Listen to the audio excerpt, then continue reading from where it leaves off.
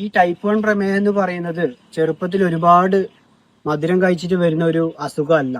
ഇത് മനസ്സിലാക്കി കൊടുക്കാൻ തന്നെ ഒരു പണിയാണ്. എല്ലാവരുടെയും ധാരണ ഒരുപാട് പഞ്ചസാര കഴിച്ചിട്ട് അല്ലെങ്കിൽ ഒരുപാട് ഫുഡൊക്കെ കഴിച്ചിട്ടാണ് ഈ ടൈപ്പ് 1 ഡയബറ്റീസ് നമുക്ക് പിടിപെടുന്നതെന്നാണ്. അങ്ങനെയല്ലേ നിങ്ങൾ ധരിച്ചു വെച്ചിട്ടുള്ളത്? എന്നാൽ അത് തെറ്റാണ്. നമുക്ക് അതിനെക്കുറിച്ച് ശരിയായ രീതിയിൽ പഠിച്ചാലോ? ഈ വീഡിയോ ഒന്ന് സേവ് ചെയ്ത് വെച്ചോ. നമ്മുടെ പാൻക്രിയാസിൽ ബീറ്റ കോശങ്ങൾ ഇൻസുലിൻ ഉൽപ്പാദിപ്പിക്കപ്പെടാത്ത ഒരവസ്ഥയാണ് ടൈപ്പ് 1 ഡയബറ്റീസ് എന്ന് പറയുന്നത്. അതുകൊണ്ട് നമ്മൾ എന്ത് ചെയ്യും? ഇൻസുലിൻ റീപ്ലേസ് ചെയ്ത് പുറത്തുനിന്ന് കൊടുക്കും.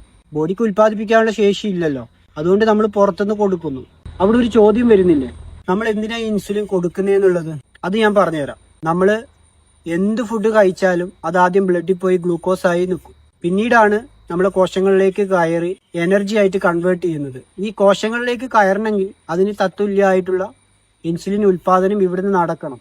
ഇൻസുലിൻ അവിടെ ഇല്ലെങ്കിൽ അത് ബ്ലഡിൽ തന്നെ സ്റ്റക്കായി കിടക്കും. That is what is called type 1 diabetes. അപ്പൊ നമ്മൾ എന്ത് ചെയ്യണം? ലൈഫ് ലോങ് ഭക്ഷണം കഴിക്കുന്നതിന് ആനുപാതികമായിട്ട് ഇൻസുലിൻ കൊടുത്തുകൊണ്ടേ നിൽക്കണം.